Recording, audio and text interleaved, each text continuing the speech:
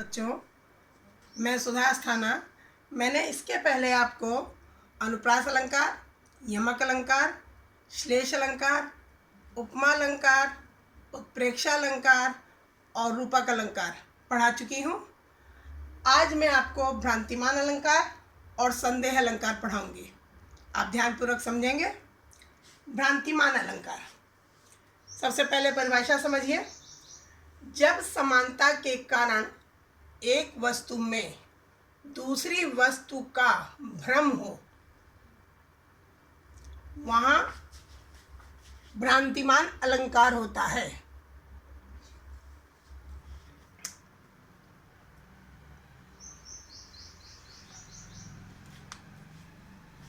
जब समानता हो, दो वस्तुओं में इतनी ज़्यादा समानता होती है कि दोनों में भ्रम की स्थिति पैदा रहती है कि वो क्या है।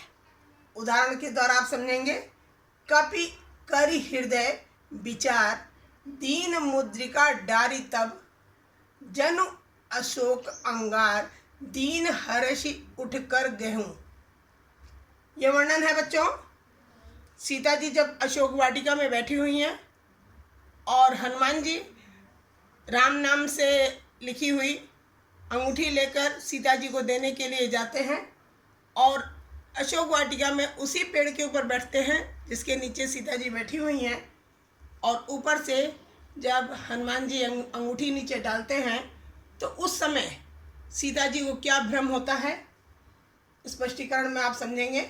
यहाँ सीता जी हीरे से जड़ित अंगूठी को अशोक वृक्ष के द्वारा दिया हुआ पुष्प समझकर उठा लेती हैं।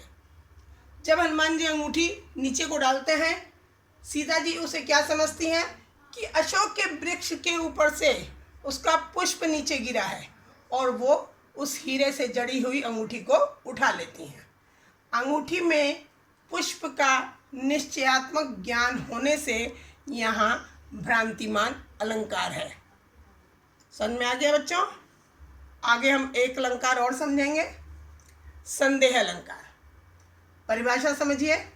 जहाँ एक वस्तु के संबंध में अनेक वस्तुओं का संदेह हो और समानता के कारण अनिश्चय की मनोदशा बनी रहे, वहाँ संदेह अलंकार होता है।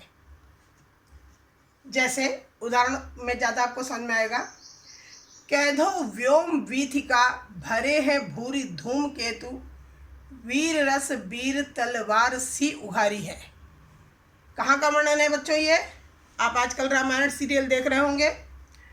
जब हनुमान जी ने लंका दहन किया, लंका दहन करने में जब उनकी पूंछ में आग लगा दी गई थी, उस समय जलती हुई पूंछ किस प्रकार की लग रही है, बार बार उसकी उपमा अलग अलग कवि देता है।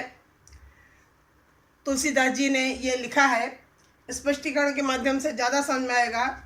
यहाँ लंका दहन के वर्णन में हनुमान जी की जलती हुई पूंछ को देखकर यह निश्चित ज्ञान नहीं हो पाता कि यह आकाश मार्ग में अनेक पुच्छल तारे चमक रहे हैं या वीर रस ने स्वयं वीर का रूप धारण करके अपनी चमकती हुई तलवार स्वयं निकाल ली है।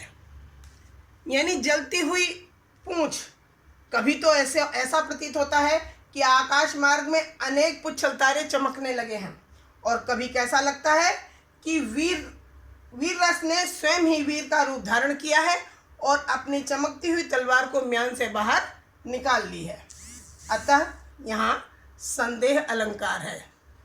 बच्चों, इसी के साथ सामान्य हिंदी में जो भी अलंकार के कोर्स हैं वो आज समाप्त होते हैं।